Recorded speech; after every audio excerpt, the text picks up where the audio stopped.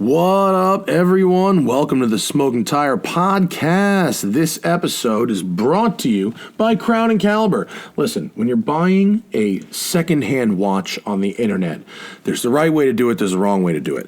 I've been through both. When I did it the wrong way, I bought it from a guy off a regular old auction site. It looked good in pictures, the price was decent, everything was cool. Turned out the movement was bunk and the thing was actually a fake, and I lost all my money. Then, other times, I bought from Crown and Caliber. Crown and Caliber is a legitimate business. They've been in business for years. They have a large team of watch technicians. They have thousands of watches in stock, and the photos you see on the internet are of the actual watch you're buying. When you buy a Crown and Caliber watch, you're buying a real watch. You're buying a watch that is as described, and you're buying a watch that works. And if it's an old watch, look, sometimes old watches, they stop working, right? But Crown and Caliber has a limited mechanical warranty, so that if you buy a watch from them, it's going to work, and it's going to keep working, even if it's a vintage watch. That's what I love about these guys. They also buy your old watches, or they'll trade for a watch of theirs. It's a very easy process, and if you have decided mentally that this watch has got to go, they can make it gone within like 24 hours, and you can be traded on to the next thing. It's great. The process is seamless. It's really nice.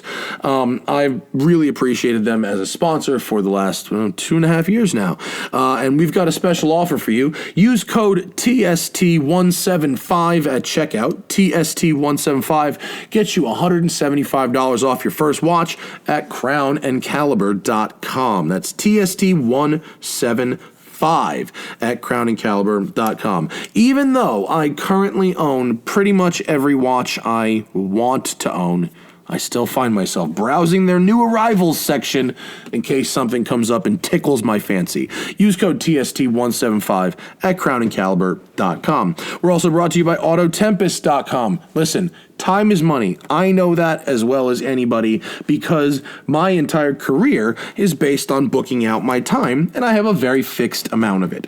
Now, maybe your career doesn't work like that, but your time is also valuable, especially if you have to do double work. Nobody wants to do double work. Double work sucks.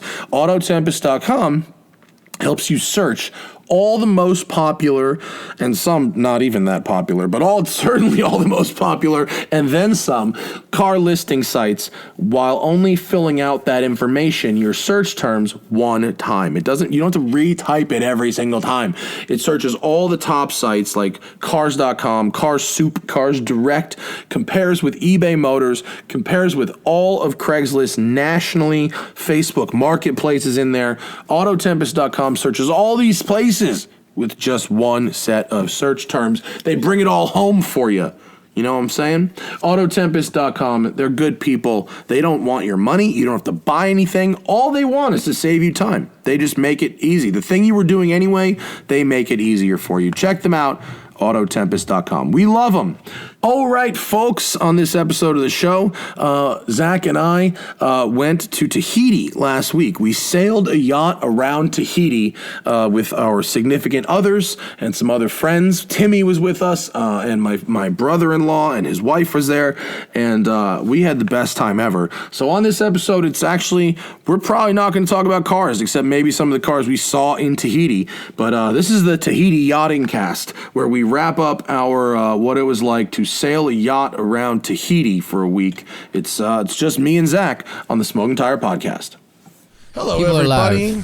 It's the Smoking Tire Podcast. It's Wednesday. It's not our first show back from vacation, but Zack and I are here. We went on a vacaciones.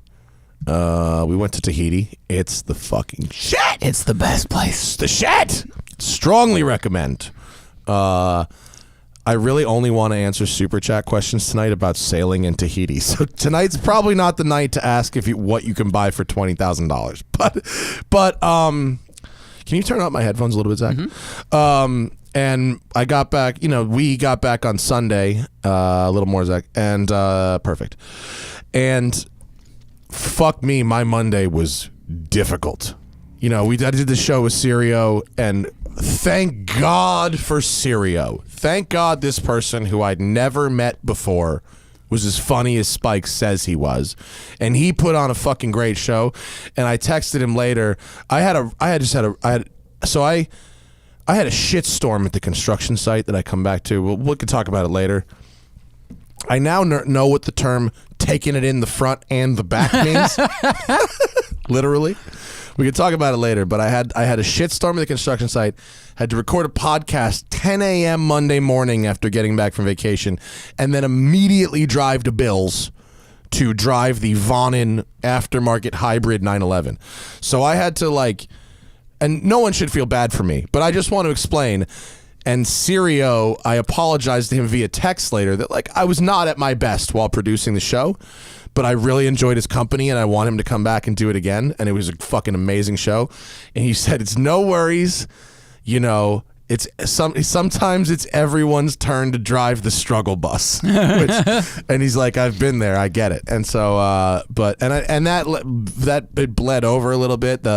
The video we made with that Vonin, the aftermarket hybrid thing, the tech walk around video, they were sweet, and the car was amazing, really interesting. The driving video was fine, but I just was off. It was the first day back from a long. I had some camera fuck ups. I had to do a couple things twice. I definitely forgot how to use my equipment. Now I know why you said you'll edit the walk around. It was shit. I mean, it was it does the job of explaining what the car is, but I just didn't do a good job for what I'm capable of doing. Right. In a sound producing sense or in a hosting sense. But as Sirio said, it was my turn to drive the struggle bus.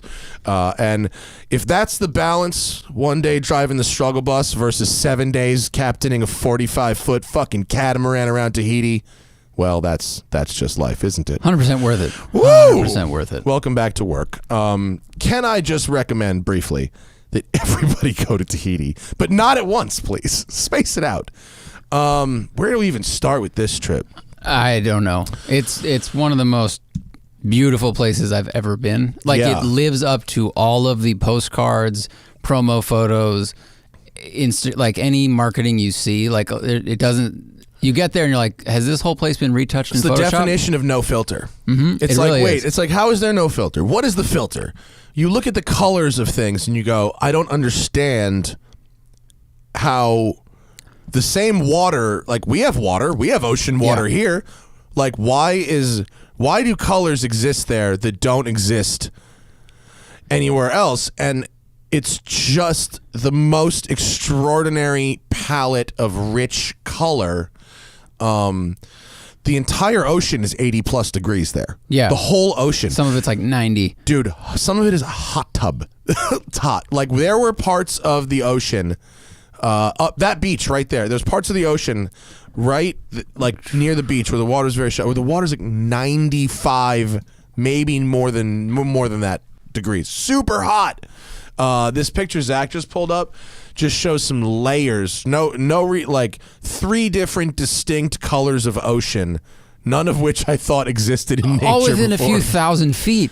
Within about a quarter mile. We started approaching this putting your sunglasses on, taking them off, looking through the this doesn't make any sense. Right. So back it up a little bit. This trip, we went to Thailand a couple years ago, and you can actually go back. I reviewed the boat. It started the 1 wake series of boats I reviewed, which was a great scam. Made no money, but I got out on a lot of fun boats. So we chartered a boat. I went to sailing camp. And I am a captain. I don't know if I could be a commercial captain, but I can certainly am captain enough to take out charter boats, and we've been doing it for some time. And we had such a good time in in Thailand a couple years ago that it was always well, where's the next place? And my wife was always talking about Tahiti, and then the Bulgarians that borrowed the Lexus. Adventureholics on Instagram. They put 15,000 miles on the million-mile Lexus in 6 months. Drove all over the U.S. They're travel bloggers. All they do is travel. Their Instagram is ill. Adventureholics with an X. Love them. Anna and Anton, great couple. I asked them, what's the best thing you guys have ever done? and they said sailing a yacht in Tahiti is the best trip they've ever taken. So which confirmed it. So we chartered the boat from a place called The Moorings, which I've chartered from a few times now. Super pro outfit. We paid a little extra to have a brand new boat rather than one that was like 3 or 4 years old, which would have been cheaper. Worth it, by the way, 100% worth it. Because incrementally it was not that much different. And, I'm able to bareboat, so I can captain and have other people. Zach is great on anchoring and helping with sailing and stuff. I can pull ropes and walk around the boat and not fall off, basically. Yeah, but I've just been thinking about how much value there is in the skill of being able to captain a boat because much. It's really not expensive. I mean, it's not that expensive at all to do. Well, for the amount of time we spent there, and this, I mean, sound dumb, the proximity to water. Like when I go to, I've gone to Hawaii a couple times or something, like all you're thinking about is, okay, I want to go to the beach. How long do I want to go for? Okay, you go there for 3 hours, you get hot, you come back to the apartment or your hotel or whatever. And now you might want to go back, but you don't want to get in the car and you don't want to like drive all the way down there and you want to get sand in the car again. Like you have to kind of figure out how much time you want to spend. But when I go to the tropical place, like I want to spend all the time in the water, as much time as possible, looking at fish, swimming around, just playing, having fun. And this, you get that. Like we would wake up in the morning and literally make coffee and then jump in the ocean. You're in the water. Yeah, you're in the water from sun up to after sundown. Some of the best snorkeling the trip was so cool. There's an area like, okay, I think we need to talk about the geography of Bora Bora. Can you go back to Instagram, Zach, and pull up the picture I posted that was just like Google Maps of the island, or better yet, just pull up fucking Google Maps of Raiatea. And so the way that Tahiti works, if you've never seen it, go to satellite so we can see the lagoons, is the islands are surrounded by these coral reef barriers that come right to the surface. And they're like anywhere from 100 yards to like a couple hundred yards, maybe half a mile offshore. And so they break the swells, right? They're very shallow and they break the water. So you've got outside the lagoon and then inside the lagoon. And so we're pulling up a picture here. So you could actually see physically a white barrier around the this island of Raiatea, which is where we started sailing from, the northern end of Raiatea. And you can sail a complete lap around this island fully inside the lagoon. And if you're inside the lagoon, the water is like glass smooth, ridiculously clear. And compared to sailing on like a Caribbean island where every night you go into a cove up next to the island to anchor, away from the open ocean swells, when you go to Raiatea or to Bora Bora, Zach, it doesn't actually show the maps. You don't anchor next to the island. You anchor out on the edge of where the dark water, the deep water, becomes that shallow sandy shelf and reef. And by dropping anchor there, a couple things happen. One, right where deep becomes shallow is always where great snorkeling is. And two, it's super clear, calm water. And three, rather than being right up against these beautiful islands, you get a far back perspective and view of the islands from your boat. It's the shit. It is. Instead of sitting on a hotel where you're looking out at the ocean, which is gorgeous, but you don't get to see like this place. All of these islands have huge mountains, like former volcanoes. Some have these 1,000-foot cliffs, and the clouds are wrapping around them in the morning, and the vegetation is super lush and green. Like you don't see all that if you're just kind of waking up in an Airbnb. Even if you stay at one of those, we went to 3 islands, right? Raiatea, which the Polynesians say is the cradle of civilization. Like I say that with the voice, but really that's what they say. They basically think that they believe that all Polynesian civilization originated from this island, Raiatea.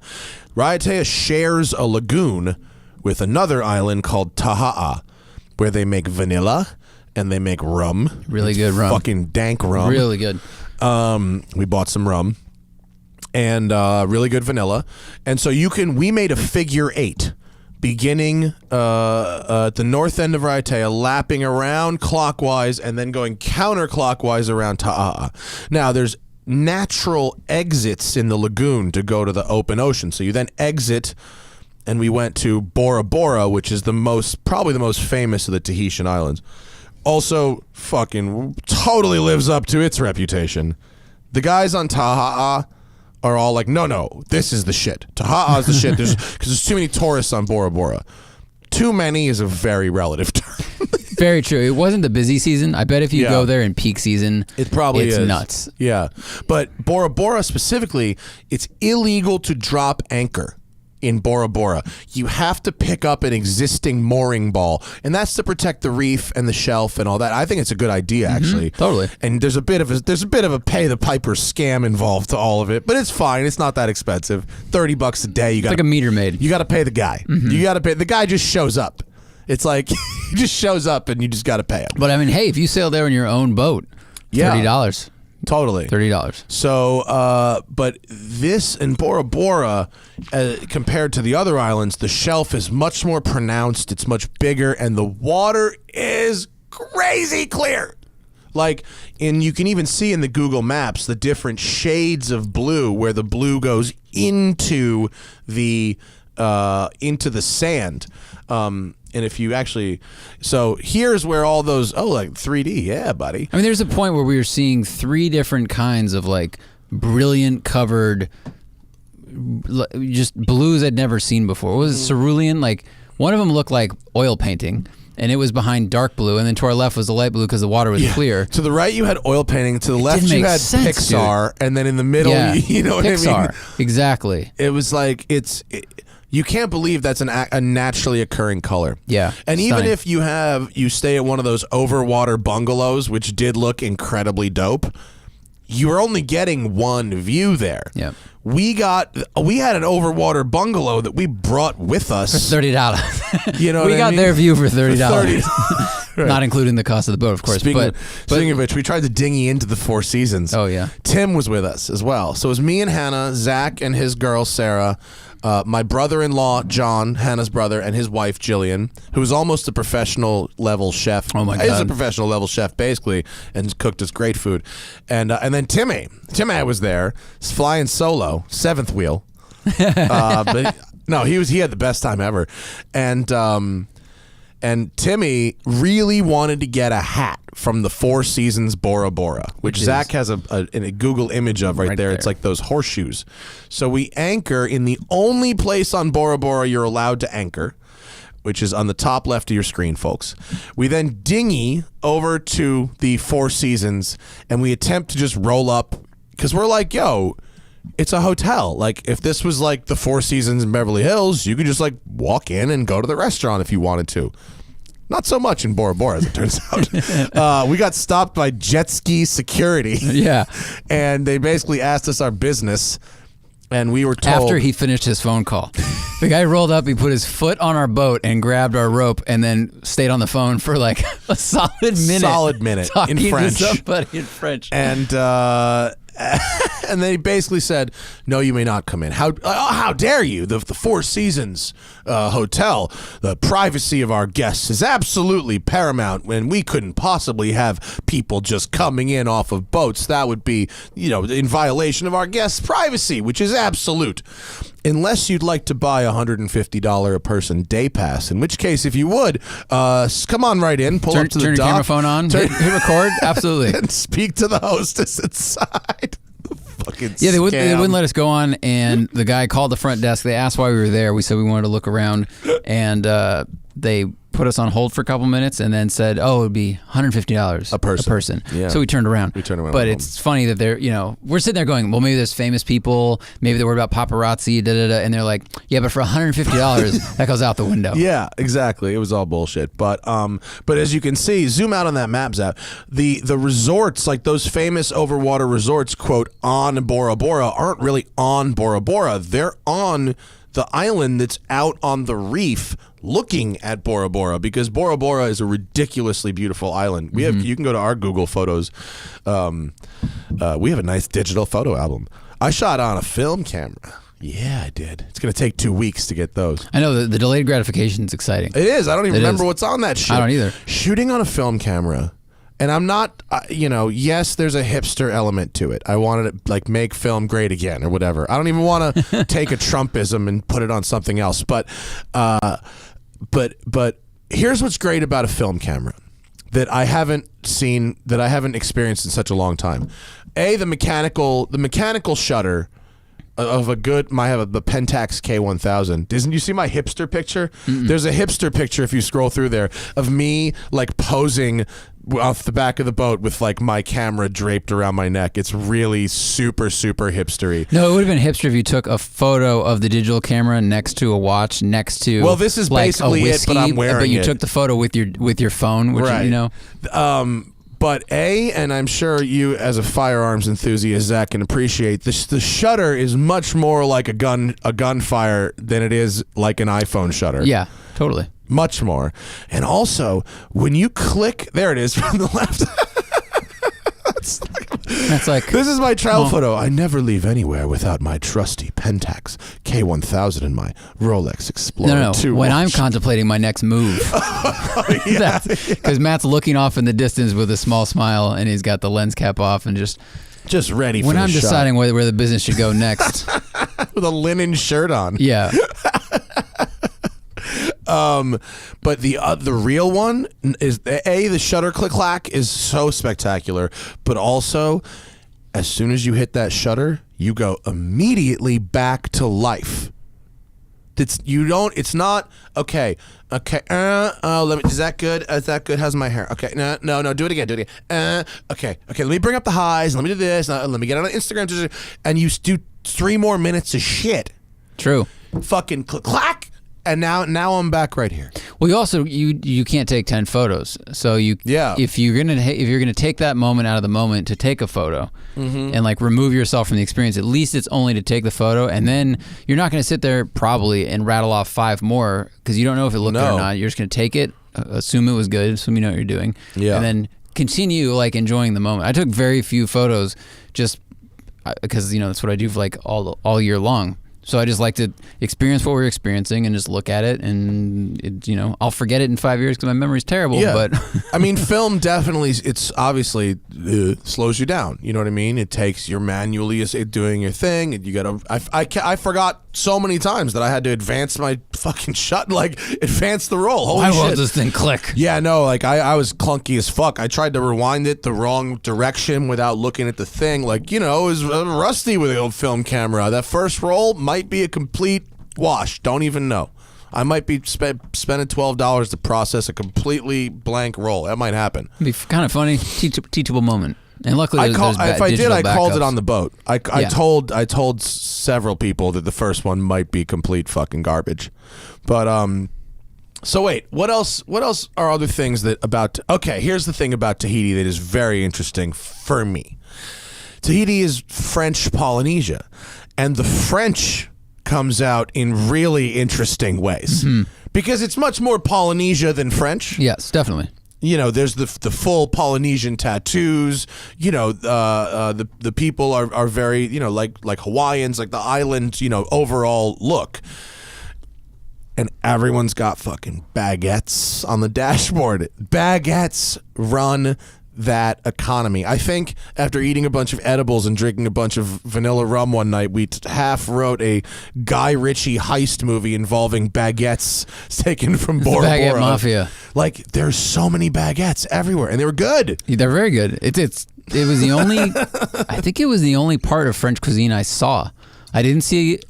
I saw a bakery, but they didn't have croissants. The service at the restaurants was kind of French. French meets island time. French meets island, I think. It wasn't as dismissive as France. A bunch of the dishes were French. The poisson cru. Poisson cru is a French dish. Oh, yeah, that's true. But it had ahi tuna, so my brain was just like... Yeah, the ahi tuna. I mean, all the fish is amazing there because it was caught that morning.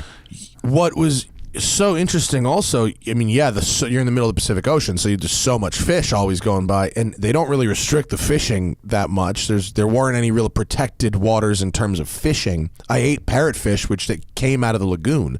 The number of fish that are in the lagoon still at the reefs, considering there's no restrictions on fishing, is pretty amazing. It's not like the Galapagos where they've been like protected for 50 years, and so the generations of fish know that nothing's going to eat them. I think most people go there to chill, not to fish. Like, if you're a fisher, if you really are a fisherman, you're probably going to go somewhere else that's closer. That's probably to kind of catch that kind of stuff.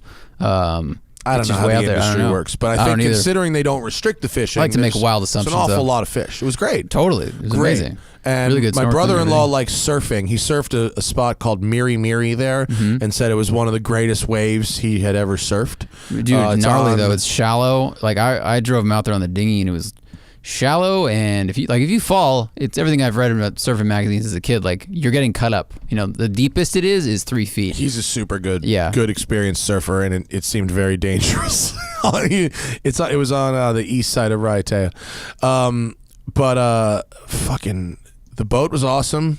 We had a water maker on boat, which is the first time I've ever spent a lot of time with a water maker, and that was extremely clutch. That turns seawater into totally drinkable, safe water. And I think something like, I didn't know until this trip that yacht means boat over 45 feet, right? Yeah. I assumed it was like a cost thing or a price point. Like I thought it had to cost a certain amount. It's a length thing. But I think this it is trip actually was the size of the boat, as it turns out, and not the motion of the ocean. Yeah, that's very true.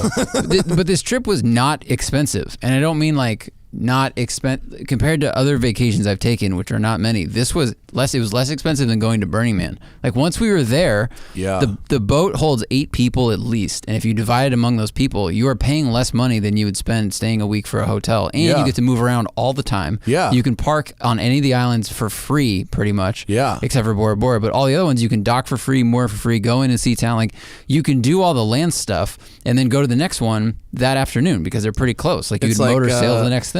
Like Adam Carolla's rich man, poor man thing, you know what I mean? It's like living in an RV or living on a boat. On a boat. Yeah, it's much nicer than an RV. It's much more spacious than an RV. It was a really nice boat. Yeah, it was really nice. We cooked amazing food. The ingredients were great. So like, you save money on cooking. The fruit's really good. It was a really great way to see a tropical place, and I think less expensive than if you stayed in a hotel and tried to go out boating, swimming every day. Well, that's what I'm saying. Like, as it turns out, the value in having the ability to captain a boat is extremely high, because you're splitting the boat among all these people. You're buying food and cooking it on the boat. The anchoring and all that, the rental, you don't have to pay for the gas. That's included. You make your own water. You're sailing. It's just enough relaxation and mixed with just enough activity, and the scenery is always changing, and you're so close to the ocean. Like, you're so close you can jump in it literally anytime you want, any moment. And especially when you add in the water maker to that, because then all of a sudden you have unlimited water. And so now I can take a 20-minute shower if I want to. Now I can do dishes without having it to be like, oh, let me dunk these in the ocean and then fresh water. Dude, it's like a lot of these inconveniences kind of go away with the water maker. Yeah, that was huge. We didn't have that in Thailand. It was huge. The only thing we really didn't have this trip, honestly, was wind. We really didn't have too much wind, and I think that was the trade-off for a lot of the value. The difference between in cost to go to Tahiti to do this trip between the low season and the high season is very extreme. And other than December, which is just straight up rain, the rest of the time, outside of like May, June, July, which is the high season, the rest of the time, the big difference between low and high season is the high season has the trade winds, so you have a consistent 15-knot wind to sail in. Our wind was very inconsistent, inconsistent, leaning towards shitty. Now, or toward non-existent. Yeah, not existent. And I'd rather not existent than hurricane or downpour or whatever, because if the wind's non-existent, then the sea is also very calm, and people on the boat like calm seas. I like sailing, so I'm disappointed if we can't sail. No one else really gave a shit.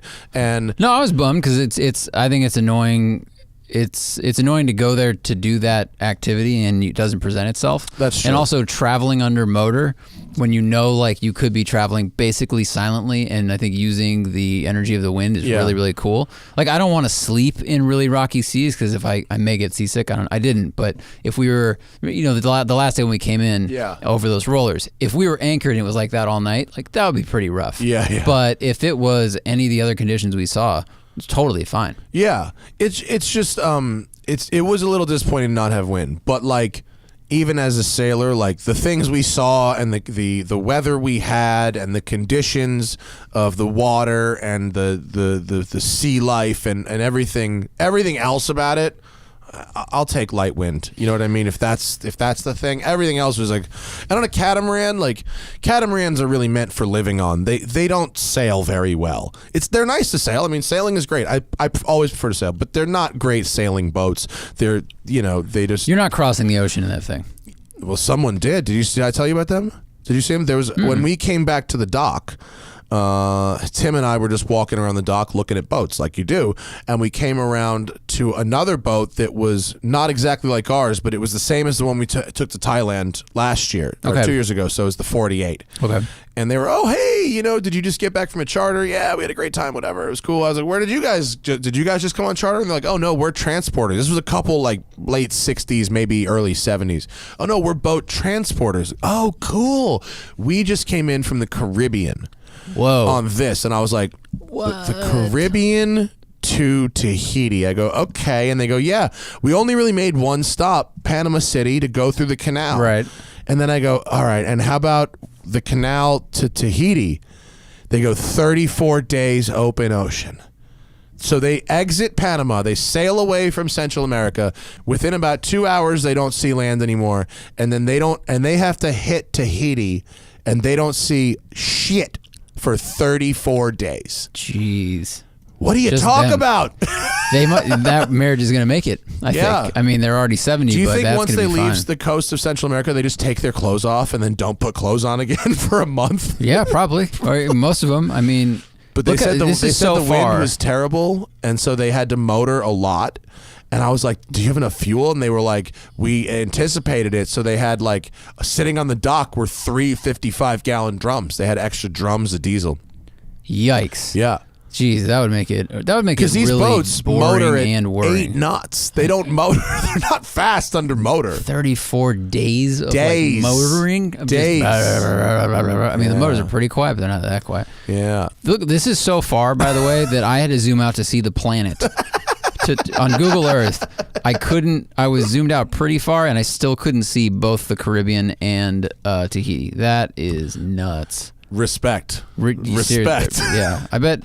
I don't know. I think it'd be cool to cross an ocean sometime. I just don't want to be in charge of it. My brother-in-law has friends that are boat transporters, a husband and wife, and just like this couple, but I think 25 years younger, and that's what they do. And he said it's both the most exciting and luxurious, and also one of the most boring and lonely jobs that you could do.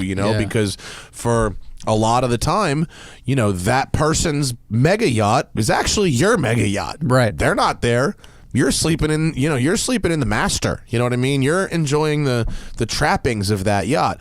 On the other hand, you're farting on their pillow. Yeah. On the other hand, according to John, these folks that he knows, like they legit don't have a home. Like they don't actually have like a house at anywhere. So it's just always boat to boat to boat. And there's like a terabyte hard drive of movies that gets passed around, and it's shit like that where it's 30 days, plus open ocean of going from Tahiti to the Mediterranean. Who the fuck knows? And you got 20 days you're not seeing anything. You're probably not stopping to snorkel or dive because it's all super deep. So you're just going. You're just commuting on the highway. Yeah. It's a beautiful highway unless there's a storm that shows up. We saw a couple heavy hitter yachts down there though. What's that guy, Australian guy, James Packer, the guy who was dating Mariah Carey? JP. What was it? Oh God. Yeah. This thing was parked next to that's it. James a cruise ship. Yeah, it's 330 feet, I think. It was enormous. 108 meters. And it compared favorably to a cruise ship. Yeah. I think It was parked next to one, and it wasn't that much smaller. And this was a cruise ship that goes around the islands, like not quite Carnival, but it was a 100-foot tall cruise ship that's 500 feet long, and this thing was next to it going, almost. Mm-hmm. It's also a very cool looking boat, like very modern, very shapely. But, geez, it's the IJE yacht. Yeah, interesting. But nuts. Tahiti's very interesting for yachts because the only boats that are really there are locals boats, rental boats, and boats that came from really fucking far away. Mm-hmm. You know, so the boats that came from really far away are either enormous, you know, and prepared for that kind of journey, or, you know, smaller 50-foot boats, 40-foot boats that have really been kind of upfitted and beefed up, and, you know, they've got racks of fuel tanks and a wind generator and these sort of tent contraptions, you know, and it's like, oh man, that guy came here from somewhere. Yeah. That's someone who's driving a town car over like Lions back in Moab. You're like, wow, yeah, they're really doing it. You're huh? here. Yeah. How you gonna get back? Same way. All right. But God, I really think already that I want to go back. I definitely want to go back. I mean, there's 109 islands there. A lot of islands. And it'd be interesting to see it in like the high season of weather. You know, I mean, the waves were still very big. You could look out from any island and you'd see white water that looked 10 to 20 feet tall just because swells were hitting the reef and just exploding. Those waves, the waves Huge. that hit the south shore of Bora Bora and like fucking explode on the reefs are crazy big. There's a lot of force. Like it's very different from like Hawaii. I've never been to the Caribbean, but you have. But you get into water to snorkel, like you have to be aware of the swell that's hitting you, and the current that's hitting you, and sometimes you like gotta be careful you don't get pushed on a rock or whatever. But this was like bumper bowling. It had like this you were in a bubble. It had a protective bubble, it's like and a big all the water pool. was clean. I mean, it really is like a bit. There was only a couple little places where there was any kind of current at all. In fact, one of them was the drift snorkel, which was extraordinary. That they sent us this place. Where in between these two sort of spit islands is sort of a saltwater ocean river that flows through an area that's a reef where it's about a foot deep maybe, and there's like canyons of coral and the current's flowing. So there it is, yeah. So you pick. You pick your gap and you're doing it because this water's strong. Yeah, like you're moving. It's swimming against it. I think. I didn't really try, but like you really can't. It was fast moving, but you had to Superman it through there, cool. But it was one of the coolest. And then you'd actually get to the other island, take off your fins, and just walk back to the other side, and then hop in and do it again. So you could do like laps. We did like 3 laps. It was a weird thing. It was kind of like slow wingsuiting, but under, like you're kind of flying, and you got to make sure you don't scrape your knee on like the sharp coral or anything. In my rash guard, I felt like wingsuity a little bit. Yeah. But the other thing is if you see something cool, you feel like you're on a train and you're like, what was that? And it's like you're already gone. You're already gone. You got to go back and do it again. We saw lots of baby sharks. We saw stingrays all over the place. The night stingrays were the coolest. There's the picture.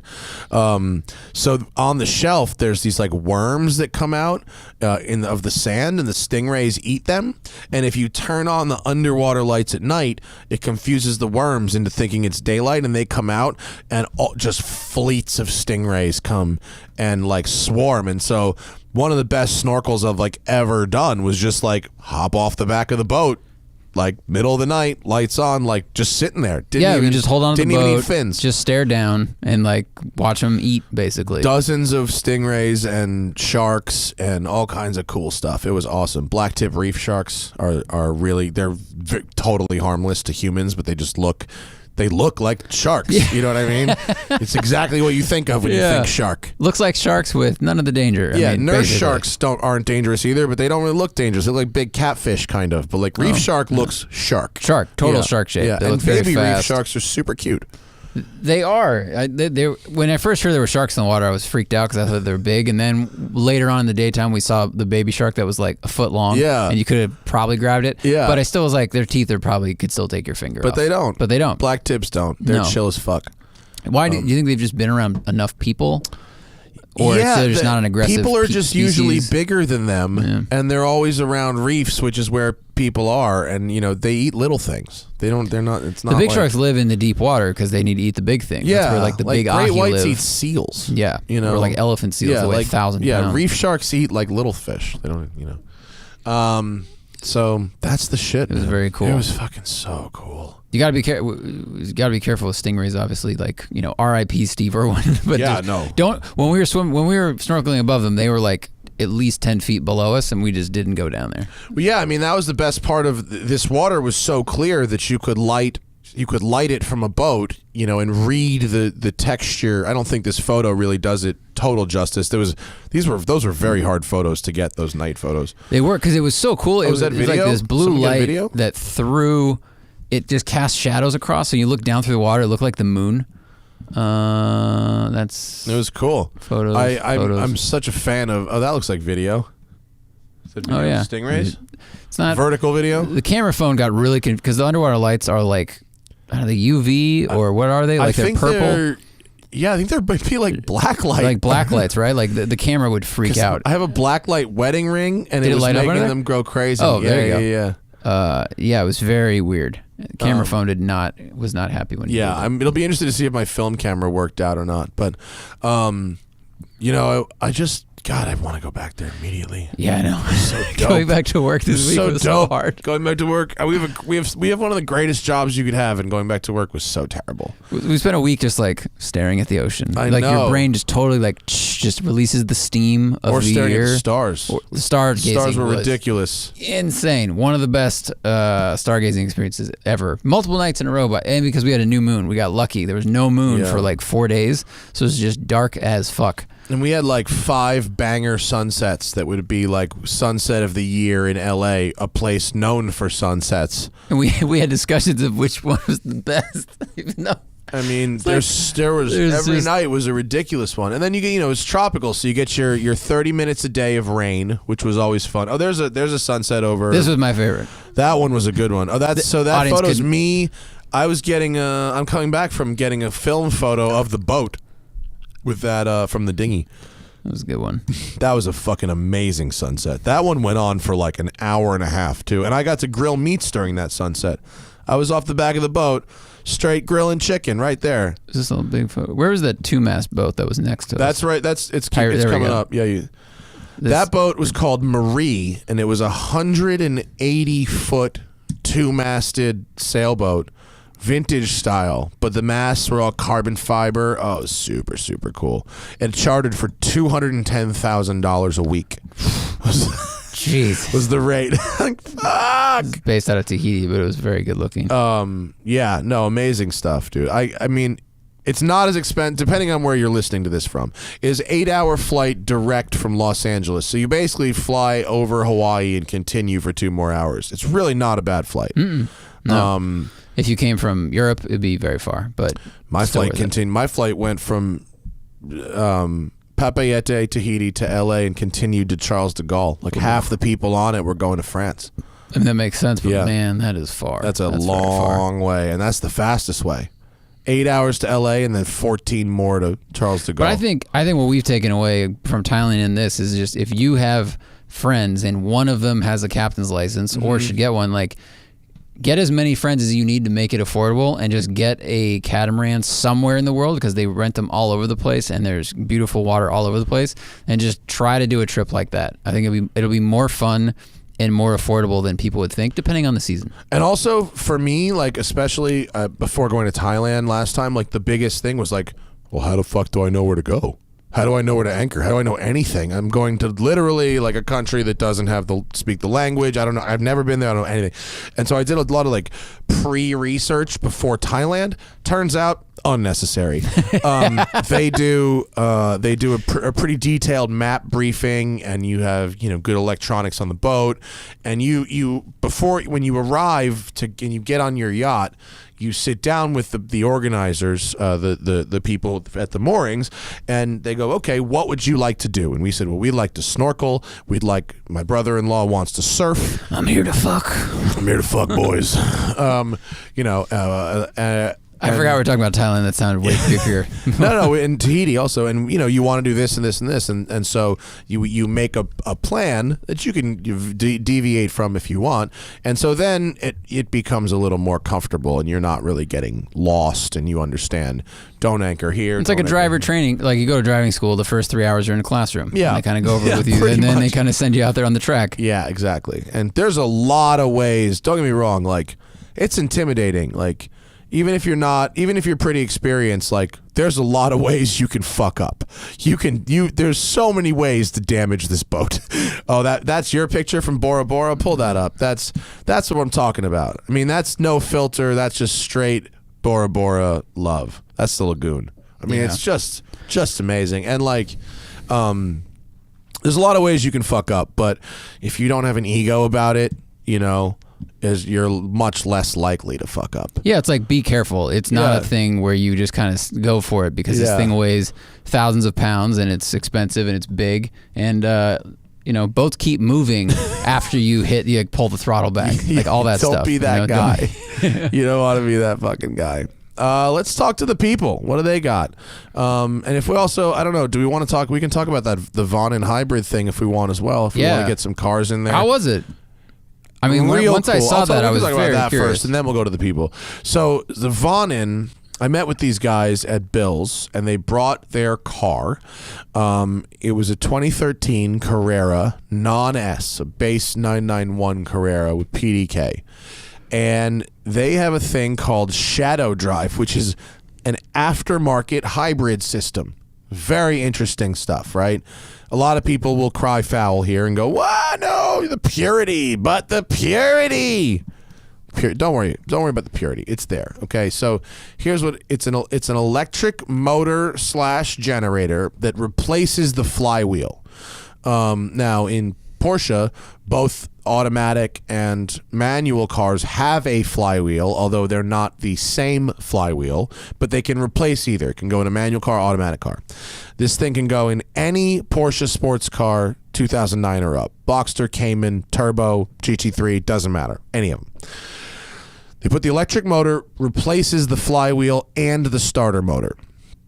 And it gets sandwiched where the flywheel goes, in between the engine and the transmission. They actually do have to move the transmission slightly to get it to fit. It's like 2.5 inches.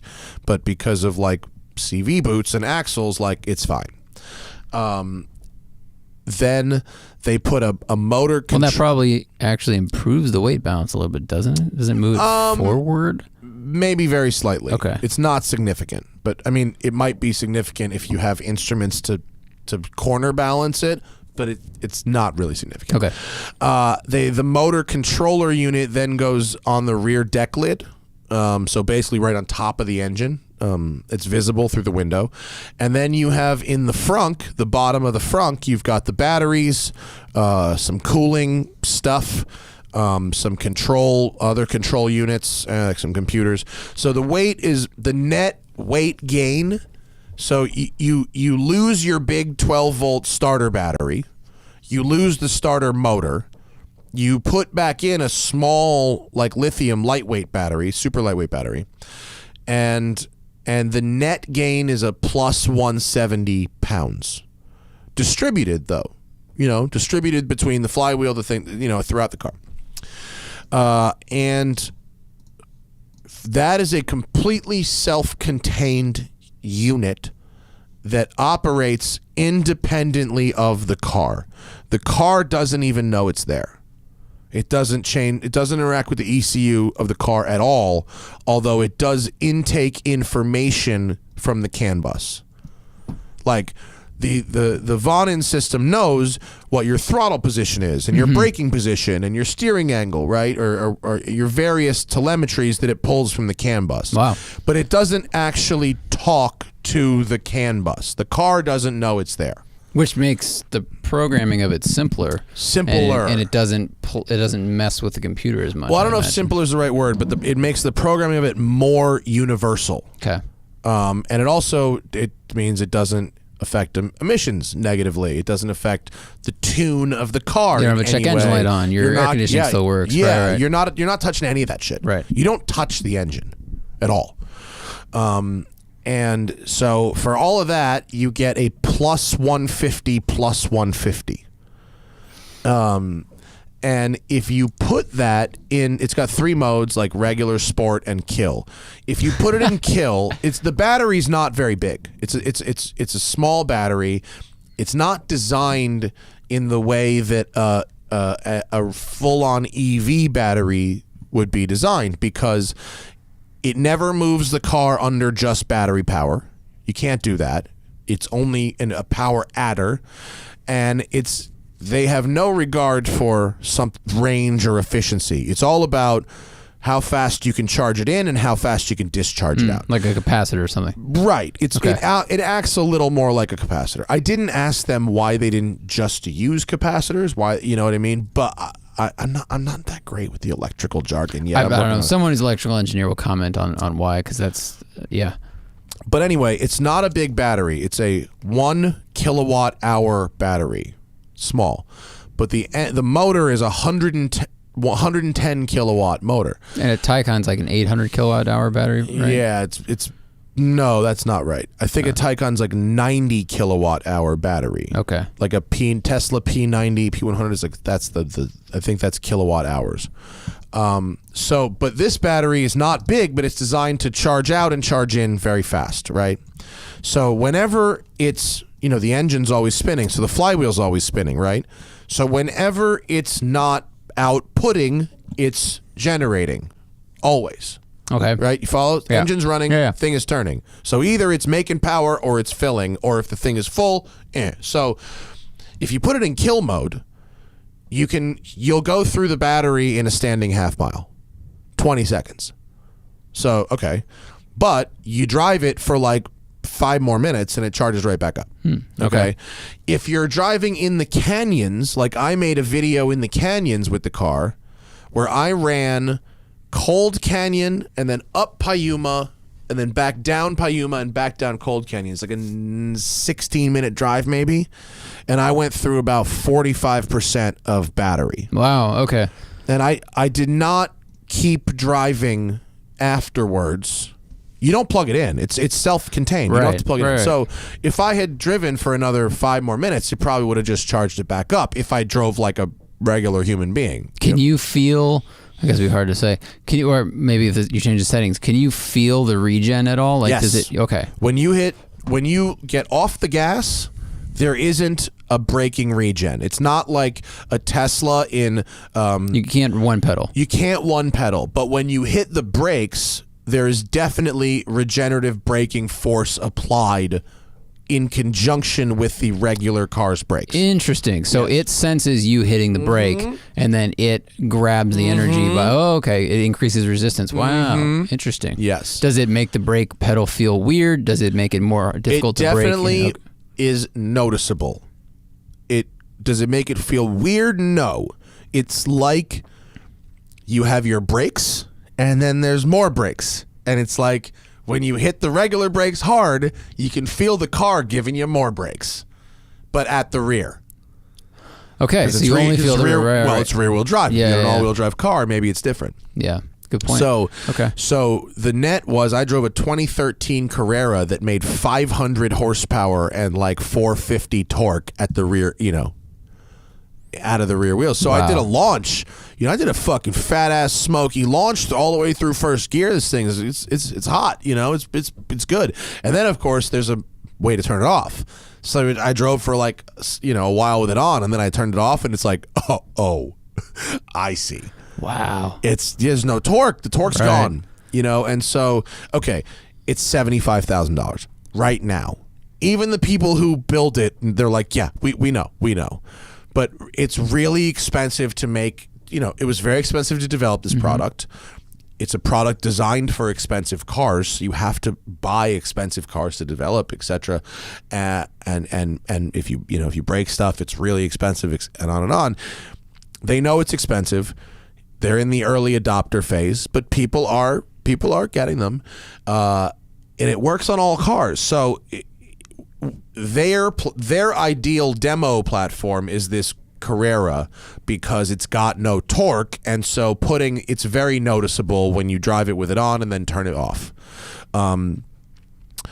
Kelly Moss built this Safari 991. Have you seen the 991 Turbo S Safari Kelly Moss? So it's a 900 horsepower 991 Safari car. It's got bigger turbos and intercoolers and all this crazy shit on it. And so when you have bigger turbos, your power band moves higher. So if this uses the unit to fill torque while the turbos spool. So it gives you a fatter bottom end. So it works as torque fill, kind of like a P1 or any of the other like hybrid supercars. Exactly. So I haven't tried that one yet with the turbo, but supposedly it works really, really well in the turbo motors when you put bigger turbos on it as a torque filler, which is very, very interesting. And how did it? This is so long ago. I was going to say, we drove that supercharged. Was it 996 back in the day with VF car? But that was 10 years ago. So long ago.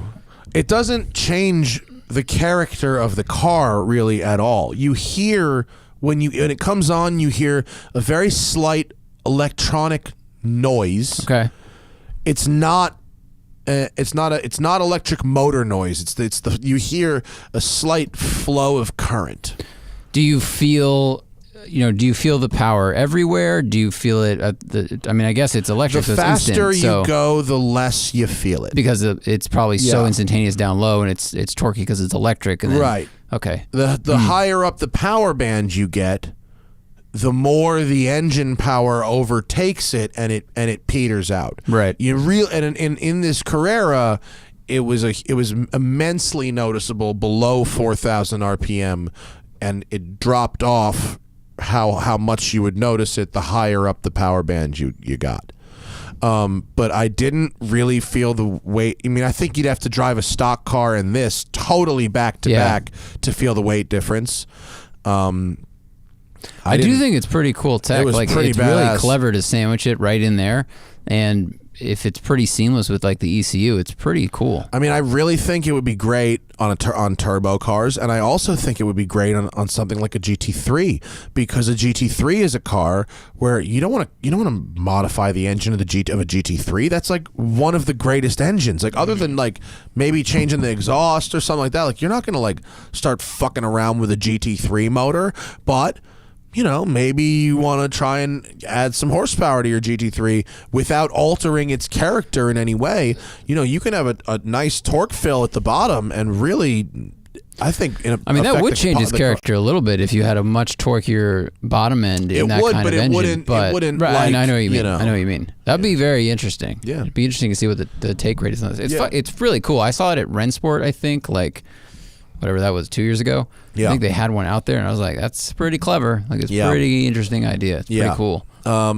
It's not really designed to last for an entire, 30-minute track session, and they said it won't. Oh. The it system won't, it won't, fucking catch on fire. Like, it's self-contained. It can't regenerate that quick where you brake for a corner, it's filled back up, and then you accelerate. They were a little coy about it, but they were pretty much like, look, if you're doing track day, it's not going to last the whole time. Mm-hmm. So all right, fine.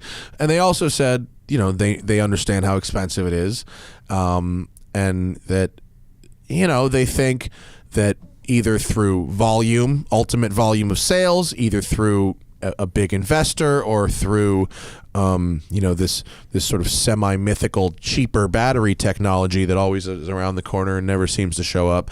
If they can get it down to 20 grand, high teens, I think it's still very expensive, but you're talking about Porsche. Not you want to build and they said, by the way, air-cooled. They said they can make it work in an air-cooled car. Wow. So if you think about what air-cooled horsepower costs, air-cooled horsepower is by far the worst value in cars. I mean, if you want to take an air-cooled engine that came with 200 horsepower from the factory and you want to make it 300 or 350, you're spending $75,000. I mean, that's how much that's going to cost. If you want it to be 400 plus, like a Singer motor or a Gunther motor, that's a $250,000 engine. Or maybe they get this thing down to 25. You don't touch your engine. but you've got this little thing that makes your air-cooled car feel fast as fuck. I mean, That's imagine a pretty plus 150 on an air-cooled. Jeez, that would change the game. Yeah. Imagine a plus 150 on an air-cooled turbo.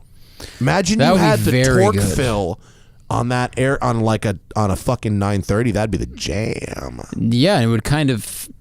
Ooh, I don't want to use the word fix. It might unsketch it a little bit. Maybe a little bit. It would just change the driving experience, but I don't think it would. I don't think it would ruin it. You know, I don't necessarily want to own that, but I definitely want to try one if they build one. I mean, I assume if they just build and sell enough of them, obviously the price goes down because supply and demand and blah blah blah, and then they can start bolting it to other stuff. Well, they chose Porsche because they like Porsche and because people modify their cars and because people are used to spending a lot of money on new technology. People modify Gallardos, but there's not as many as there are 911s. Right. That's cool. But they said they hope that this is a universally adaptable system that they could put in all kinds of stuff, and they said that they are working on the next round of these to expand out of Porsche.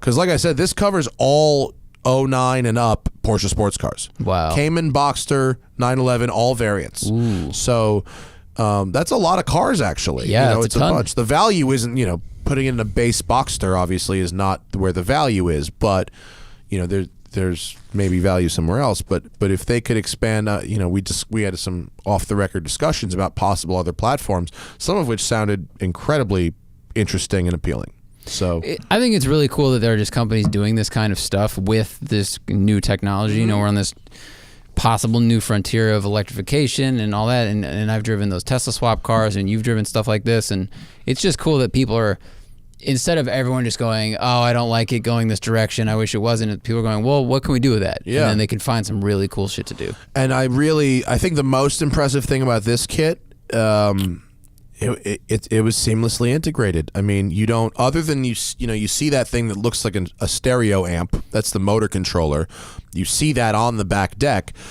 It's there intentionally, but you could hide that if you didn't want to show it at all. It would be very easy to put something over it and hide it. But other than that thing being there, there's nothing on the car that you can see inside or out. There's an app in your phone that has the little gauges and the mode controller, but you're not touching anything else. And I think there's also, like, if you bought this system and put it in your Carrera S right now, and you sold your Carrera S and you get a GT3, you could uninstall this and put it from one car to the other, and you haven't touched either car, and the car doesn't remember it was there because it never knew it was there in the first place. Yeah, so pretty clever. If you wanted more horsepower, but that's it. Imagine that fucking thing, bro. 900 horsepower in that with the hybrid system in there. That's cool as hell. Whoa. Yeah. That is fast. Yeah. Kelly Moss, they don't really fuck around, them guys. They don't. This is interesting because it's got a lot of ground clearance, but still running like street tires. I know. Tarmac Rally start. Go down to that picture of it next to the Safari 80s car. Wow, it's so big. It's very big. So big still next a lot to of the ground 80s clearance, Safari, huh? It's huge. Is your back going to hold up for this Safari Rally, you think? When is it again? It's in June. Yeah, I think it'll be fun. Yeah? Yeah. We gotta get one of these racks for a spare tire. Yeah, we do. But Safari Southwest Rally. We're gonna be driving my 911 from Phoenix to Las Vegas off-road with 11 other Safari 911s. How it's gonna be amazing. far is that? It's like, I don't know, 400 miles maybe? 500 miles? Dude, that's gonna be rad. Lee really just cool. scouted it. I didn't look at the WhatsApp thread because it was long as fuck because I wasn't looking at my phone from out of town. How far is that? You sign on and all of a sudden it's like yeah, but I'm very excited for that. I mean, if we were on the highway, it's 300 miles, so it'll be longer. But we're not going to fucking straight cool. line it, and Dude, that's gonna be awesome. Yeah. Oh my god, my back. Yeah, dude, mine's very tight after the trip. I did so well on the trip in terms of I didn't wear shoes for a week, and my knees and feet and all that stuff were fine. My back was fine until the very end when I hurled my suitcase onto the dock and then so I've had like 2 massages and 2 rounds of PT since I've been back, and I just did my fucking first workout since. Oh shit! Yeah, I fucked myself on the very last day. Dude, I almost fucked myself on the first day. We got to the airport. I've been feeling good lately, and I grabbed my my suitcase and Sarah's out of the back, just a two. No, not even that. I was just gonna carry him from there to the curb, and I just picked him up, and I just felt a little something start to go down like the left side of my kind of like upper waist, and I was like, did I just displace my disc on at the airport heading to vacation like a dumb fuck? I had not, but oh my God. The problem with backs is when you're otherwise healthy, you really have to put your pride aside and say, I shouldn't be carrying that. Yeah. It sucks. That's the hardest part. Hannah and I each had big suitcases because we brought like, snorkeling gear and all this fucking, you're on a boat for a week. You bring a lot of shit. And my suitcase was like 52 pounds or something like that, 53 pounds. And I'm literally under doctor's orders specifically like to not pick up anything over 50, and specifically maybe not to hurl giant suitcases. Don't like twist. A fucking hammer throw, asshole. Like Peter Griffin, he's like, now just lift with your back and with a jerking motion. Yeah, basically. I was standing on the roof and I was like, yeah, I shouldn't do any flips until like the last day of the trip, and then I was gonna jump off and I saw like someone, I think you had a camera. I was like, well, I guess I'll do a flip now. Just so dumb. No burnouts leaving Cars and Coffee. Is that an iPhone? Is that an iPhone? Oh, yeah. 100%. Is that did someone scream YOLO? I mean, dude, I like yard saled a Honda scooter trying to show off for a 9-year-old neighbor of mine when I was in high school. Like, I am so easily encouraged. That's why it was dangerous having Thaddeus as a friend. He's like, we should do. I'm like, all right. You know what we should do? End up in the hospital. Yeah. Come on, Zach, you'll try it.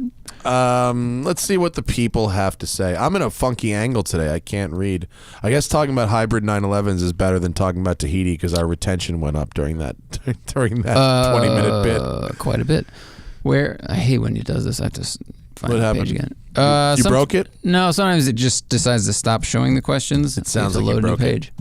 Thanks, YouTube.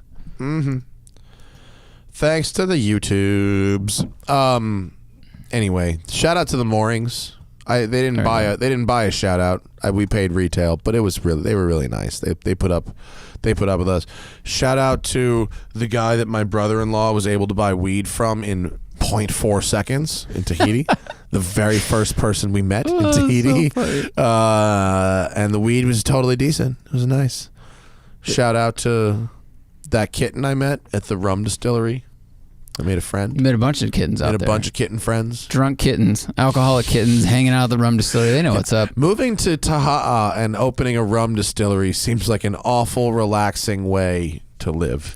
Yeah, the guy that did that like a couple decades ago? No, 2016. Oh, really? A couple years ago. This place is like one corrugated steel building. Yeah. And inside they make delicious things that look like... Only one piece of machinery looks like science.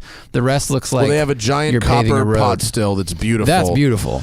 But and there are a bunch of old barrels. But when they were mashing like the sugar cane, it was like feeding it into a wood chipper, and there was a hose out the side, and it's just like sugar juice. Yeah. Just pouring out into like a sift into a plastic bucket. Yeah. But then it turns into delicious Peri rum. Yeah, Peri from the rum. island of Taha'a. Real good. Both my bottles made it home safe. They sell it in the duty-free place at the airport also. I know. But not it's not all the flavors. Not the same. And it's more expensive. Of course it is. Yeah. Anyone have anything interesting to say? I mean, we have a lot of questions. Jesus, there are a lot. I'm unprepared for this, but let's go. Let's go. We'll just start at the top. Everybody gave a nice amount of money. Thank you very much. Is Daniel Berman insane for wanting a Morgan 3-wheeler at $40,000? I mean, you're insane for wanting one at all. Yeah, they're the best, worst, or the worst, best cars ever. I mean, people who own them love them and hate them. You just know what you're getting into. That could be a frustrating ownership experience, but it's a pretty fun driving experience. Totally unique. Totally unique. But if you live somewhere with a lot of potholes, guess what? 3-wheeled car can't straddle potholes. Very true. And I have a wrench nearby. Yeah, they break a lot. Yeah, okay. And things break on them that don't break on other cars. They shake apart a little bit. Yeah. Beware. Yeah. Evan Drinkert says he loves the Mini Cooper video. Reminds him of his current YouTube addiction, which is hill climb monsters. What is our favorite kind of race car? I guess it would be like I mean, hill climb monster is a good place to start. Especially back in like the 80s, 90s. I mean, they're like, oh, it's 1,000 horsepower with downforce driving on dirt. You're like, I'm sorry. Yeah. What? And even truck racers like, what? Yeah. You brought an F1 car right to like now, our maybe house? Stadium super trucks. Those are fun. Those are just amazing. Yeah, The they're shit they can do. super fun. I think Baja trucks are just the coolest. They can just do so much. Go to the wide. I hate looking at myself All right. when I'm talking to you. It's fucking weird. I can understand that. Yeah, you know what I mean? Go to the wide. That's why I'm on you, because I don't want to have the camera on me. I know. Well, this is the fucking deal. We are both like introverted narcissists. Just show a black screen, please. Oh, I can make that happen. No. Clear layer.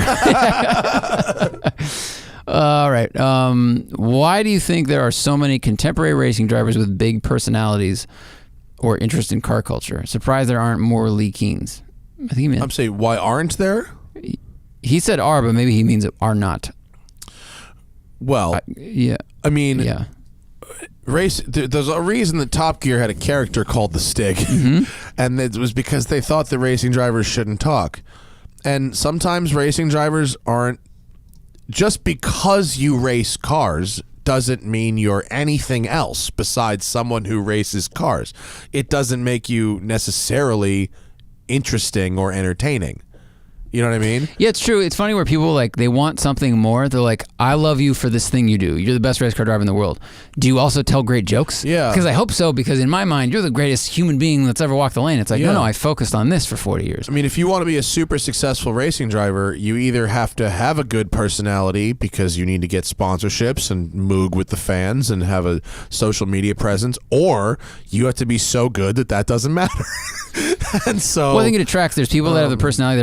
They're very clinical. They're like, engineer. They have a problem to solve, which is go as Yeah. fast as possible, and they approach it very methodically. But I think a lot of people that have that kind of brain don't always develop, amazing senses of humor because Yeah. they don't have to. because it's if you took I'm not good at anything. If I you gotta took make a jokes. cross section of people at a grocery store, 3 of them would be funny. Mm-hmm. If you take a cross section of the starting field of a NASCAR race, 3 of them are going to be funny. You know what I mean? And we can't ignore like a lot of pro drivers are sponsored and have sponsors they have to to answer to. tamper them. Totally. Yeah. They tamper it down. They have Yeah. they have a personality that works for that job and for the brand that they're sponsored by. That's a good fine. point too. Yep. Um, There's also, by the way, some really fucking funny ones. True. And I was just on the elliptical earlier today watching the season 2 of Drive to Survive on Netflix, the F1 show. I haven't watched it yet, but the show's amazing. Yeah, personalities there. Lots of personalities. Tons of personality. Everyone on that fucking show is a personality. Go watch that. It's good. Yeah, that show is fantastic. Yeah, Season it's 1 dope. was insane. It was Season great. 2 is dope. In your experience, Sean Finney says, is it okay for front and rear tires to be different vintages? His front are 2020 Extreme Contact Sport, and his rear are 2016 same tire. That's a big spread. I mean, is it okay? I mean, yeah, I suppose if don't fucking park your car immediately and freak out but like it's suboptimal, as Alex was. As Alex is making his name that happen. I would say it's 16 it's a pretty big spread. But especially depending on the weather where you live, like if they Yeah. get sun cooked a lot, like 4 years ahead, it'd probably get a lot harder. Yeah. But it's on a supercharged Z3, so you should just do more burnouts and then buy new rears. Yeah. Actually, how come your rears are older than your fronts if you have that car? That's interesting. Understeer's the limit. Or got a flat in the fronts and replaced one. It's not ideal, but at least in a Z3, that's a staggered setup anyway. And so, I like this question. This is B. Warren. He says, what is the most remarkable average car we've driven? Like not a Taycan, not a there's McLaren. a bunch of average. I mean, dude, I did a whole series. They're called One Takes, where I found that a bunch of average cars were quite remarkable. Like a Civic hatch from 95 to 2000 with the right shocks and the right wheels and tires and the right intake and exhaust and some shit taken out of it is phenomenal. A $3,000 Civic I drove. That was $3,000 total with suspension. Yeah. Was amazing. Yeah. It was a great driving experience. Yeah, a Toyota Corolla XRS, which is a car nobody thinks about, but it has an 8,000 RPM Lotus Elise motor in it and a 6-speed gearbox and a limited slip differential. Rules. New Pacifica. I'm serious. It's the van? It's the Learjet on the ground, man. It, like the captain's chair. Like the chair stuffing is really comfortable. The ergonomics really comfortable. It's pretty quiet. It's got lots of USB ports. The one we rented, it had screens, and each screen in the back had a USB port for you to plug into. Like a Delta flight. Yeah. It was. I think they probably took it from airplanes. Yeah. Like that little thing was really, really nice. Yeah. Shit like that. Yeah. It doesn't have to be expensive to be fun or Totally good. true. Totally true. Dumbest, most ill-advised upgrade work done to one of our own cars. He just spent $2,400 on suspension. He put $2,400 of suspension in a $2,100 Eldorado that's as old as he is. How's it ride? The worst. Do you ever really know if Eldorado suspension is broken, by the way? No. Like the shocks go out, doesn't change much. Yeah. Let's see. What's the thing? The biggest waste of money mod I've ever had? I mean, I put straight pipes on my Corvette once, and that was just stupid as fuck. And I took them off, and they were terrible. They were terrible. But that wasn't like and it wasn't a huge amount of money that was wasted. Buying a Focus RS was a huge waste of money in general. I think that probably was, right? Yeah, just so the whole time. car. Yeah. There any other mods that were expensive but a real waste of money? Not really. I've never bought anything that was that expensive where it was a complete loss. I've been pretty lucky in that regard. Yeah, I haven't modified cars extensively enough where same thing. I mean, the most potential for loss was the Fox body, obviously, but it worked itself out okay. Right. Yeah. Because that was extensively modified, but it was done well, and I don't think you really. Well, that's one of those cars that's like either worth $5,000 or $50,000, depending on who you ask. Yeah. Usama El Roaz says, "Are there Swiss in quotes watches you would avoid? Could be a brand specific model avoid? line. Yeah. I mean, no. You should buy what you like. It's a glass half empty kind of. There's dude. nothing. I can't think of anything offhand where it's like that is a piece of shit. You shouldn't like. There's a couple companies. One is called like Corum, and another is called Graham, and another is called U-Boat. And those companies make watches that I find to be particularly garish and ugly. But I don't think that like if you bought one, it wouldn't tell time or whatever. I wouldn't say specifically. There's definitely some companies that like quote make their own movements, but the movements are so complicated and fragile that the repair bills can be just extraordinary and thousands or tens. That's something you don't even think tens about. Of thousands of dollars. Like the crazy 3D watch by that person I can't remember. Like the watch is $4 million, and God forbid it broke. Yeah. It would be probably $500,000 to fix because it's so complicated. Well, you insure stuff like that, but I don't think that covers maintenance and. So there's definitely watches where a more complicated in-house movement is not necessarily a better thing. MB Frenchie says, are you going to do more one-wake vids? I think we answered that earlier. No, there's no faster way to lose money than that, pretty much. And it takes way more time out of the day than just a one-take. Thoughts on GM leaving the right-hand drive markets? Basically, holding. Oh, are they? Oh, I guess so, yeah. I mean, money's money. Everyone's paring down a bit. I mean, all the car companies have been. I think it feels like there's too many brands. I don't know. There's so many companies trying to all sell more cars every year. And there's a lot of sub-like models happening. Yeah, you know what I mean? True. Like every niche is trying to. I think they're gonna find that there's some that just don't work out. I'm sorry for Holden though. I like Holdens in general. Yeah. Someone says, are the roads in Tahiti like Gran Turismo's Tahiti Road? They looked good. The pavement was decent. Pavement was fine. Yeah. Curves were good. It was just, there's only one road on every island. Pretty much, yeah. We only saw one real sports car. That was a modified Evo 10. No, Evo 9, excuse me. It was an Evo 9, and it was basically the only sports car we saw. On like white NKs. Yeah. And that was the only sports car we saw on 3 different islands. Yeah. But what you can get there are lifted golf carts with license plates that are made by one was such a clear ripoff of a Wrangler, but like a third the size, and it had license plates and a seatbelt and stuff, and like 4-wheel drive. That thing was kind of cool. And there's a lot of old Land Rovers and 70 series Land Cruisers and Samurais, and then a lot of Land Cruiser trucks. Yes. Never seen that before. Yeah, like the pickup truck Land Cruisers. Yeah, the 70 series. Yeah. Timmy who's like a Land Rover guy, a Land Cruiser guy, was like in heaven. Yeah. Yeah. Let's see. Kai says he has an 06 Miata. He drives 30,000 kilometers a year in New Zealand. Bragger. That's a lot. A lot of curves. Wants to keep the car. The stock seats suck for long distance. Are there comfortable seats that fit in that car? Yeah, I mean a bunch. Probably. Yeah, a bunch. Yeah, I mean they race them. So like you start with Sparco. If it depends how adjustable do you want them to be. If you're the only person that really drives this car, you can find any number of seats and basically bolt them to the floor.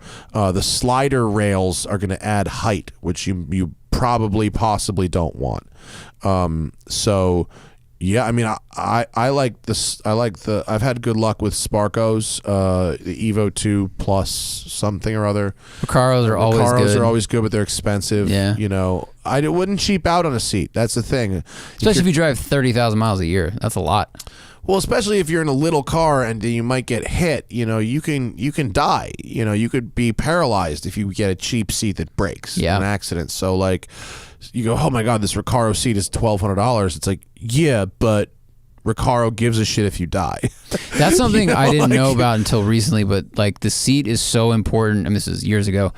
Seeing people that had gotten hit from behind and their seat broke because they bought like a cheap aftermarket seat. It didn't, because we always think like, I'm going to crash into something. I'm going forward. The seat belt is doing the job. It's like if you get rear-ended, the seat's doing the job. Yeah, yeah. Dangerous. I think I scrolled past one. No, I didn't. Sean Purcell says, how do we recommend getting a better knowledge of the car industry? What are good starting points? I just said read everything. Read everything. Read every car website you could find. You know, read. I would say watch our videos, listen to our podcast. I mean, because there's so much content, like pick a few sources, but read them all the time. Like, yeah, that's good advice. You know, I like that advice. It's kind of a general question, but I like the specific answer. Ricky A says, which Rolex do you prefer? SS Pepsi Jubilee, stainless steel Pepsi BLRO. GMT. Yeah, on Jubilee bracelet, right? Yeah. Or a two-tone Ever Rose root beer CHNR. I don't know what that means. CHNR. Both at the same price in the secondary market. I mean, I'm not that into the two-tone. You know, two-tone is gold and steel. Some people really like a two-tone. I don't really fuck with gold that much. I bought a gold watch and I felt kind of dumb wearing it, and I sold it to Marco from TLG. This is the CHNR, I think he said. It's okay, all right. That's the two-tone GMT. I would go with the Pepsi, dude. The Pepsi's classic. GMT, everyone loves the Pepsi when I rock it. If you got to go with a two-tone, that's not a bad choice. I would go with a two-tone Sea Dweller over that. But yeah, looks like the watch wanted to be gold and silver and couldn't decide. Right. Yeah. But and also steel is, for an everyday watch, is more durable. Gold gets scratchy. Yeah. Oh, that's good. Gold's a softer metal, so it gets scratchy. Yeah. If you and I beat the shit out of my watches, not intentionally. They just end up smacking stuff. And Rolex steel is really, really good. People are always like, "Why the fuck would you spend that much?" Like the actual quality of the metal is superior. Is one of the reasons, you know. AD1 has a fastback Miata. He says he's fully unshitboxed it. Good job. Should he K-swap it or buy an S2000? The K24 is better than the F20, but is the S2000 better than a Miata chassis? I mean, have you driven a K-swap Miata? That seems so good. I drove a K-swapped Miata. It was fun. It was very fun. It didn't wholly change the character of the car. I don't think you can change the character of those cars. It just happens faster. You just fast forward. Yeah, it was good. And the one I drove, it wasn't. Yeah, it was nice. I enjoyed it. I drove the guy who does the K-tuned guy's car, the K-swap guy. I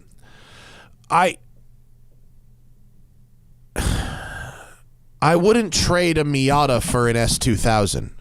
Because it's the same thing. Because it's the same. It's variants of the same thing. I have a Coke. Should I trade you for a Pepsi? Yeah. Like, if I fit in an S2000, which I don't correctly, then I'd probably rather have an S2000 than a Miata. But if I already had a good Miata, I wouldn't trade it for an S2000.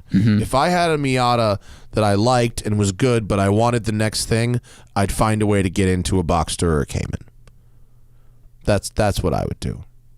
It's just a nicer thing. It's a bigger step too. Or an Elise into a Lotus. Yeah, that would be my next move. Yeah, that's good. I mean, you get a little more power if you got the swap, but I don't. But like, I also wouldn't trade a Z06 for a Viper. Right. You know what I Right, mean? yeah, I yeah, wouldn't. totally. I wouldn't trade a McLaren for a Ferrari, for a mid-engine Ferrari. You know what I mean? I guess it's like this guy has to decide, or this person, do they really like the Miata experience, but they wish it had more power, or is it time where you could go have a different experience? Because if you just want more power, there's a bunch of different ways you could do that. And engine swaps are more complicated than most people think. They're really cool, though. I mean, if you've put a lot of money and time in your Miata and you love it, then keep that, because it will be unique forever, especially if you swap the engine in.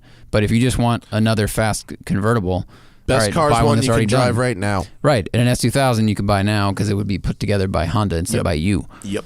Just make sure you don't have long legs. Yeah, very true. The non-tilting wheel is very strange. MB Frenchie again says he asked why paint protection was peeling. Oh, that's so long ago. Oh, he asked because Mr. JWW owns a paint protection shop. All right, that's a deep reference. Oh, I don't know what he's talking about. I think we were like, why did he ask that? And now he's explaining, but that was 2 months ago. Trent Schaefer is looking for a classic 67 GTO that he can resto mod and LS swap. What is a good website besides Auto Tempest or Bring a Trailer? Audience can answer 2. I mean, in classic muscle cars, Hemmings, Barrett Jackson stuff. Yeah, look at Meekum runs through how many of these things? Look at classifieds at hot rod shows, especially big ones like Hot August Nights or something, like any of the huge trade shows that are aimed at that. People are trying to sell stuff at the auctions, and if they don't sell them there, then they'll put it in classifieds afterwards, and those cars have to be pretty plentiful these days. Yeah, because the trend has boomers slowed. are aging and getting out of them. Yes, they're out there, especially if you're talking about LS swapping. Now you don't need a numbers matching car. Right. Oh, you're gonna paint it. Now you don't need a color. Like, fucking pick one. True. I mean, you couldn't. I don't even know where this person lives, but if it's in America, you almost certainly don't have to leave your city, right? No, it's totally You true. want to find a 67 GTO? You get to leave your city? No way. Yeah. They're around. And you don't need a perfect one, and you don't need one that's already done. Because doesn't even have to be a GTO. It It could be a Le Mans. Who cares? You know what you should do? Find someone's 80% done project. Yeah. That's the best way to save money, because you're already headed toward resto mod land.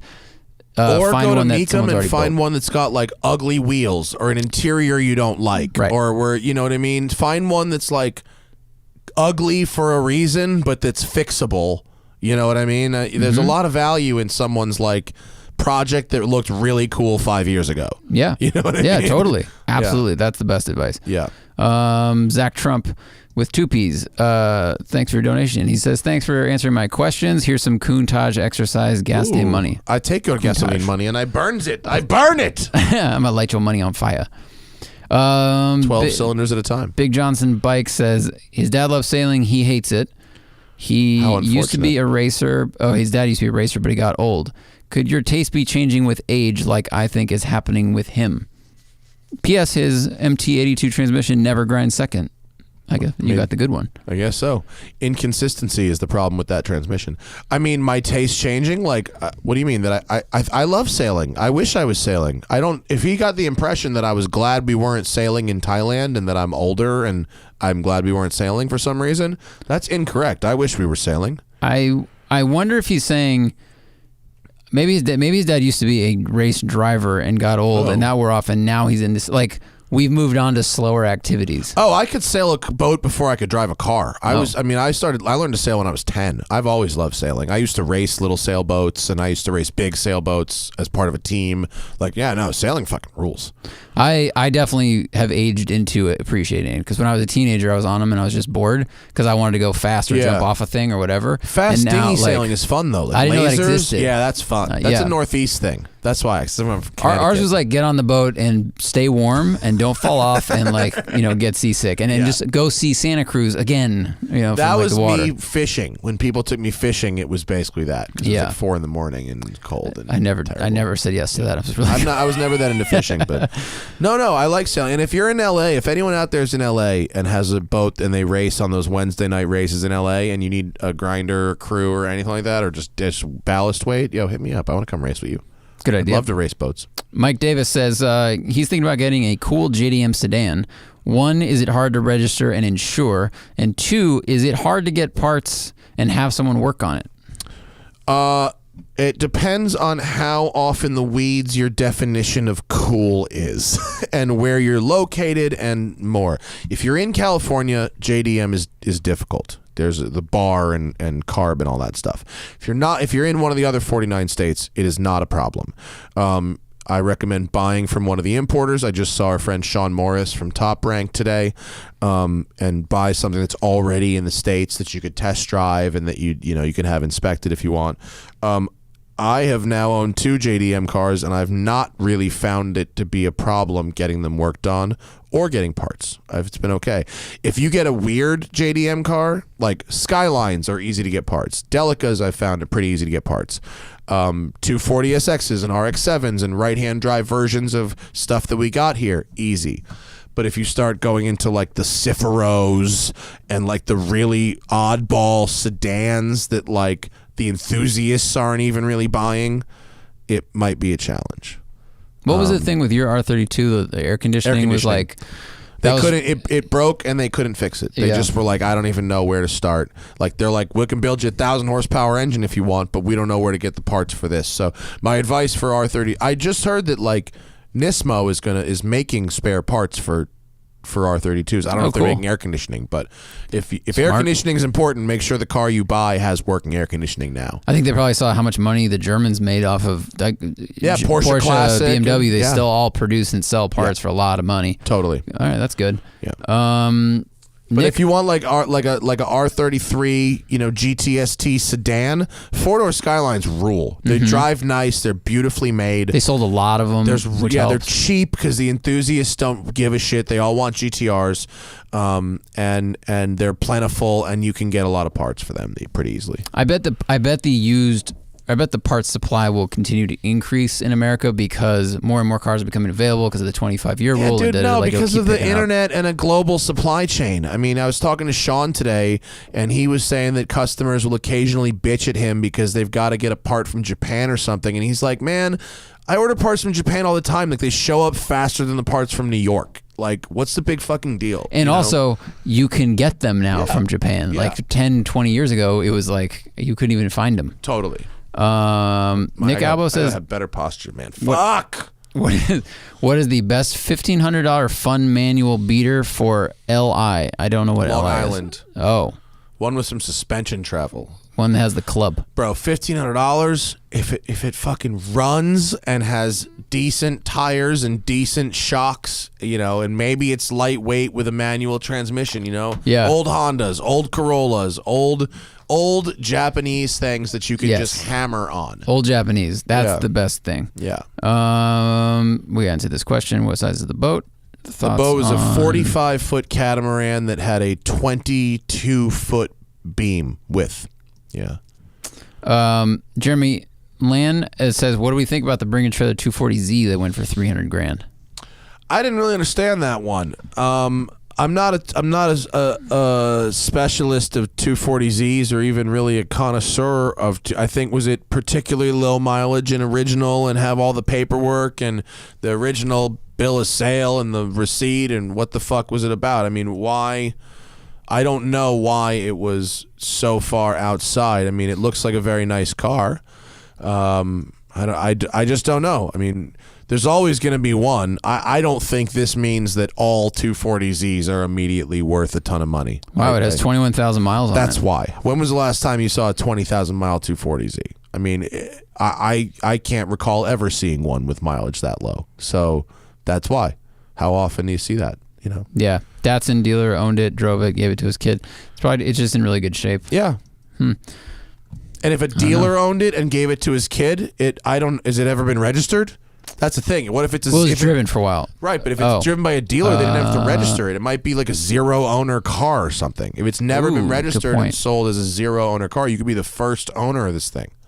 A friend of his bought it. Oh, okay. So afterwards, but I think like you said, there's always going to be one of every model that's going to go for huge money for some reason. This one, without reading it and just what you just told me, it's the story. It's the mileage, the condition, but also owned by a dealer, kept in the family, given to a friend. But I mean, it looks mint. It looks absolutely mint. Super mint. I don't know enough about these to know if it was like a rare one or not. I wouldn't pay 300 G's for it, but God bless. Have fun.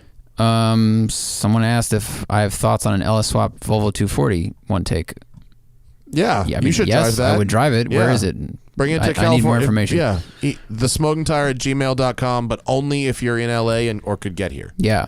Brian Prostra, anything to watch for in early manual Gallardos, or should he get a 360 430 instead? You should almost under no circumstances buy a 2004 Gallardo unless it's had unless you're literally buying like a complete runway missile build from somebody. The 04 Gallardos are so bad that they changed the engine and the transmission 1 year later. The 05 has a completely different engine and transmission from the 04.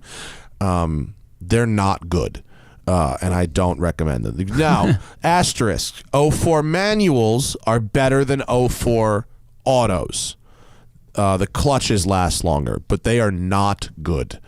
And so I definitely wouldn't buy an 04.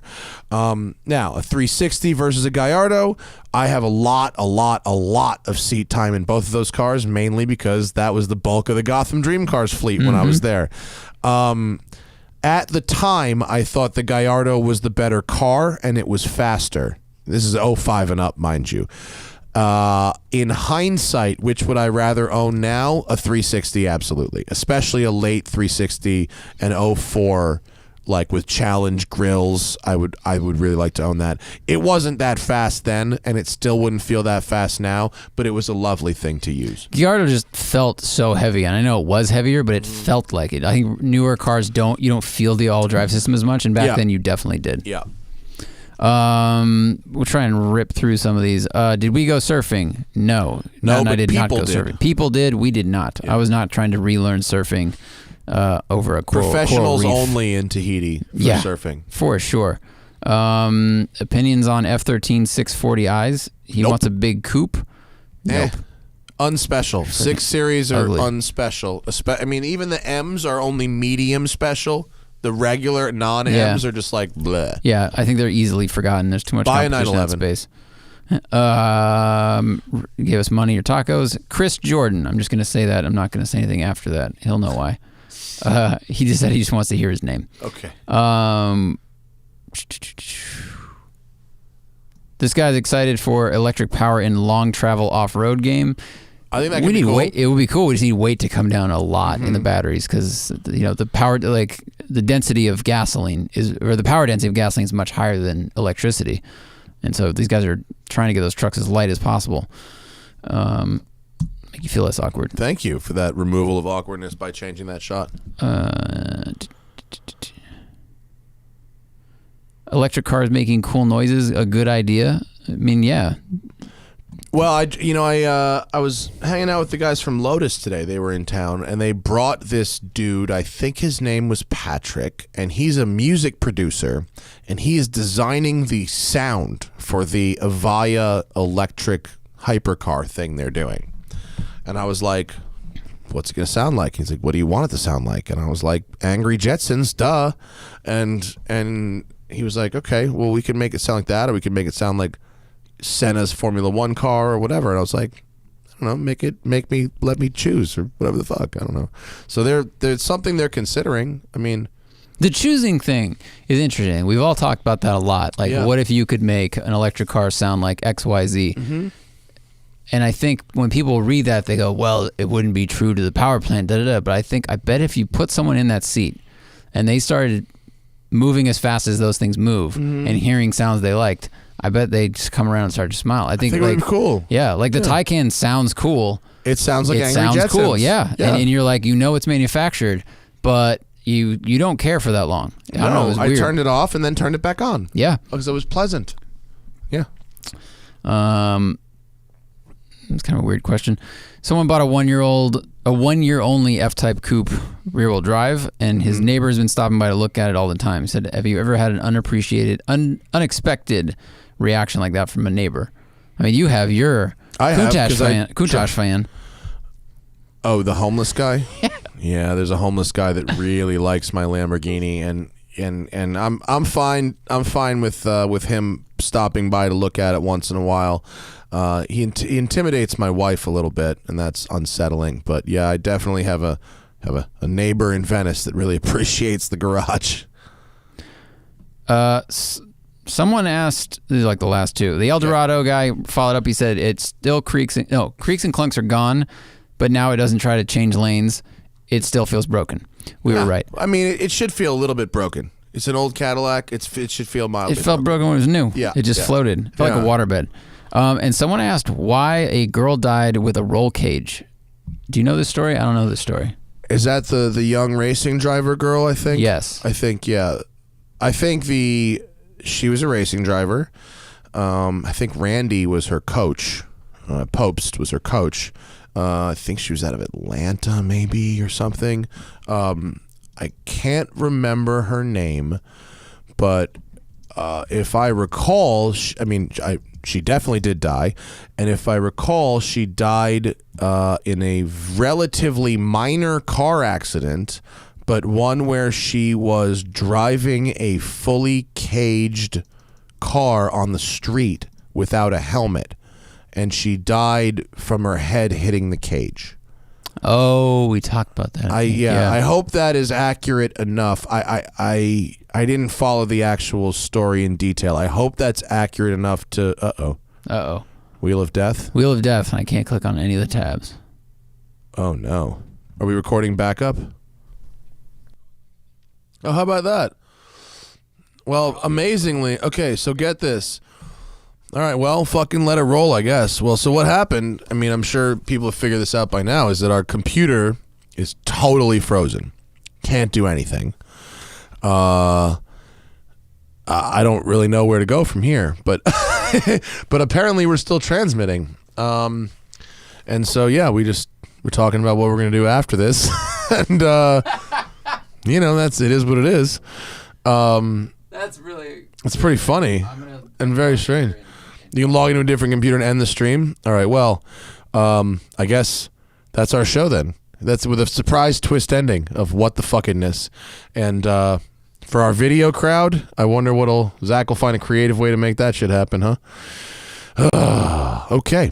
Well then, until the next time, Smoking Tire Podcast is powered by Shout Engine. Get your own damn podcast at shoutengine.com. It's easy. All you need is a microphone, a connection to the internet, and ideally, something to say.